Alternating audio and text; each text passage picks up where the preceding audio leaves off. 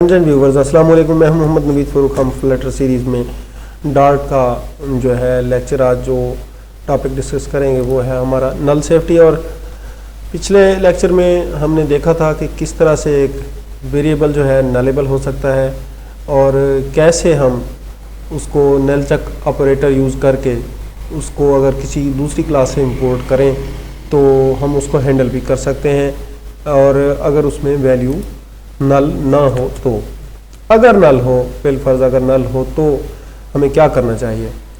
इस काम के लिए बहुत सी प्रैक्टिसेस हैं जिनमें इक्वल ऑपरेटर भी होता है, कंडीशनल ऑपरेटर भी होता है, इफ एल्स भी होता है। आज हम इफ एल्स पे और गेटर सेटर्स के ज़रिए उसको डिस्कस करते हैं। नेक्स्ट वीडियोज़ में दूसरे मेथड्स डिस्कस कर लेंगे। तो गेटर सेटर्स जो होते हैं वो किसी क्लास के बनाने हों तो एक क्लास बनाते हैं और उसमें जो उसका वेरिएबल होता है उसके गेटर्स या सेटर्स बना लिए जाते हैं। जैसे हम एक वेरिएबल लेते हैं जो कि नलेबल होगा, नलेबल ले लिया और उसको हमने यहाँ पे गेटर्स और सेटर्स के थ्रू अप्रोच करना है। तो इसको मैं एक प्रॉपर नाम ही दे देता हूँ, इसको नाम दे देता हूँ मैं प्राइस। ओके, अब इसका हम मेथड बनाते हैं सेटर। तो सेट प्राइस ऐसे करके, इसके लिए मैंने अलग से गेटर सेटर्स की वीडियो भी बनाई हुई है, वो अगर आप देखना चाहें तो देख सकते हैं। सेट प्राइस जो है नलेबल को डील करने के लिए क्या करेगा कि अपने अंदर एक वैल्यू लेगा जो कि नल हो सकती है। तो इसको मैं एक्स दे देता हूँ नाम। तो यहाँ पे आके इसको हम इफ एल्स यूज़ करेंगे। यहाँ पे कंडीशन रखेंगे कि अगर x जो है हमारा ये इक्वल है नल के, तो जो प्राइस है हमारा उसमें एक डिफ़ॉल्ट वैल्यू, जैसे मैं यहाँ पे 0 साइन करवा देता हूँ। और उसके बाद आगे बात कि अगर ये नल नहीं है, अगर ये नल नहीं है तो फिर इसको प्राइस में असाइन करवा दो। तो इस तरह से सेफली हम x को प्राइस में असाइन करवा सकते हैं। एक बात, अगर ये प्राइस नलेबल है तो ये काम हम तब भी कर सकते हैं अगर हमारा प्राइस नलेबल ना हो तो भी। जैसे इस शक्ल में भी ये काम करता है, लेकिन क्योंकि हमें पता नहीं होता कि हमारे वेरिएबल में क्या आना है, तो इसलिए नलेबल वेरिएबल जो होता है वो नल को भी एक्सेप्ट करने की क्योंकि ताकत रखता है, इसमें कैपेसिटी होती है, तो इसलिए हम नलेबल को यूज़ करेंगे तो ज़्यादा बेहतर रहेगा।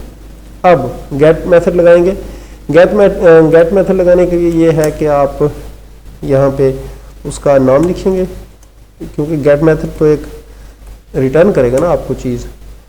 तो वॉइड गेट और प्राइस नाम रख देते हैं इसका, और यहाँ पे इसकी ब्रैकेट में रिटर्न करेंगे हम प्राइस। और ये क्या हो गया, वैल्यू ऑफ टाइप इंटरनलेबल can be returned from the function price because it's type is. अच्छा ठीक है, इसकी टाइप जो है वो यहाँ पे कह रहा है कि आपकी ये जो इंट है ना, ये नलेबल नहीं होना चाहिए, क्योंकि आप यहाँ से वैल्यू तो इसकी नलेबल की रिटर्न करवा रहे हैं और कर रहे हैं इसको इसमें इंट में। तो if x is equal to, अच्छा तो प्राइस में x चला गया या प्राइस में 0 चला गया, तब उस सूरत में इसमें जो है इसको नलेबल नहीं होना चाहिए। तो मैं इसको नलेबल नहीं बनाता, तो इसको यहाँ पे कुछ वैल्यू असाइन करवा देते हैं। हाँ, यहाँ से हमें लेना है नलेबल एक वैल्यू। तो ठीक है, हम ऐसा करते हैं, मेन में चलते हैं और इस पर ऑपरेशन परफॉर्म करके चेक करते हैं कि हमारा मेथड किस तरह से काम कर रहा है।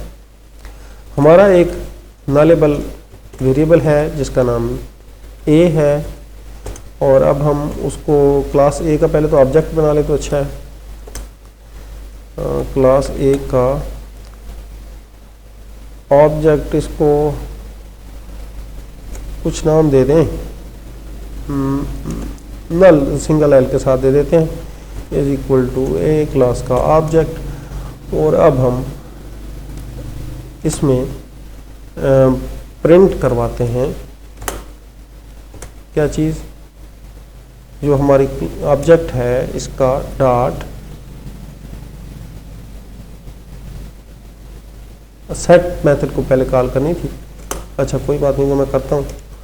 हाँ, सेट मेथड, तो इसके ज़रिए डॉट सेट प्राइस, और इसमें हम पास कर देते हैं हमारे इस ए को, क्योंकि ये इस वक्त नल है। पास हो गया। अब ये पहुंचेगा वहाँ पे, देखें क्या मिलता है हमें। ये देखें 0 मिल गया।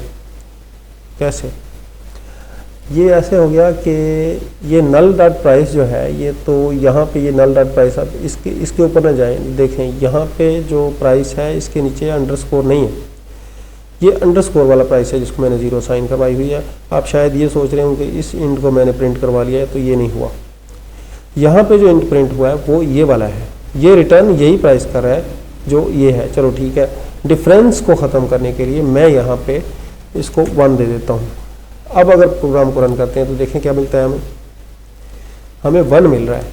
हमें बाय डिफ़ॉल्ट जो हमने इनिशियलाइजेशन करवाई थी वो नहीं मिलेगी हमें। ये सेट प्राइस वाला जब हमने कॉल कर लिया तो फिर बाय डिफ़ॉल्ट वाली नहीं मिलेगी, फिर सेट प्राइस में जो वैल्यू हमने बाय डिफ़ॉल्ट वो करवाई हुई इनिशियलाइज वही मिलेगी। और दूसरी बात ये कि हमने इस x को, इस a को इस x की जगह पे भेजा है तो एज एन आर्ग्यूमेंट, तो यहाँ पे देखें कि यहाँ पे तो ये नल लेके आया है, इस जगह पे नल लेके आया है, नल था तो इसलिए 1 प्रिंट हो गया। अब अगर हम यहाँ पे इसकी वैल्यू दे देते हैं बिलफर्ज 3, और ये अब नलेबल तो है लेकिन इसके पास एक वैल्यू है, तो अब हमारी जो वैल्यू होगी वो चेंज हो गई टू 3। ठीक है, नल आया भी था और वैल्यू भी आई थी। दोनों ही सूरतों में हमारा प्रोग्राम भी क्रैश नहीं हुआ, हमें एरर भी नहीं मिली। तो ऐसे करके इफ एल्स के ज़रिए गेट सेटअप मेथड में, या वैसे भी इफ एल्स के ज़रिए अगर आप चाहें तो आप किसी भी वेरिएबल को आप चेक करके उसके बाद किसी जगह पे असाइन करवाएं तो दैट इज़ पॉसिबल, उसमें भी कोई दिक्कत नहीं होती। लेकिन बेहतर तरीका ये होता है कि कभी भी किसी क्लास का वेरिएबल अगर अपनी क्लास से लेना है तो पहले उसके ऊपर नल चेकिंग परफॉर्म कर लें, एक डिफ़ॉल्ट वैल्यू दे लें और उससे आगाही हासिल करें। कैसे आगाही हासिल करें? यहाँ पे फ्लटर में जो डिबग प्रिंट यूज़ किया जा सकता है, यहाँ पे चलो प्रिंट कर लेते हैं। वहाँ पे फिर डिबग प्रिंट जो होता है वो डिबगिंग के दौरान ही काम आता है, और उसके बाद जब वो प्रोडक्शन में जाती है ना लाइन, तो वो एज अ कमेंट हो जाती है। तो यहाँ पे मैं लिख देता हूँ कि नल फाउंड हो गया। इस जगह पे अगर हमारा कंपाइलर आएगा तो देख लेगा कि नल फाउंड हो गया, तो ये डिफ़ॉल्ट वैल्यू हमें मिल रही है। यहाँ पे अगर हम रन करते हैं तो ये देखिए हमें 3 मिल रहा है। ठीक है, कोई नल फाउंड नहीं यहाँ पे रन हो रहा। तो अगर हम इस जगह पे अब इसको वैल्यू ना दें और यहाँ पे ऐसे इसको रहने दें, तो अब अगर हम करते हैं तो यहाँ देखिए इसने कहा नल फाउंड हो गया, इसलिए 1 वैल्यू मिल रही है। तो इस तरीक़े से आपको ये भी पता चल जाएगा कि ये नल फाउंड की वजह से वैल्यू आई हुई है, और आप अपने प्रोग्राम को अच्छे तरीके से उसको जो है मैनेज कर सकते हैं, चेक कर सकते हैं। तो ये एक तरीका था जिससे हम नल को कवर कर सकते हैं, उसकी जो है एरर को हम पैदा होने से रोक सकते हैं। दूसरे 2 तरीकों पे हम नेक्स्ट वीडियो में बहस करेंगे इंशाल्लाह। ओके, अल्लाह हाफ़िज़।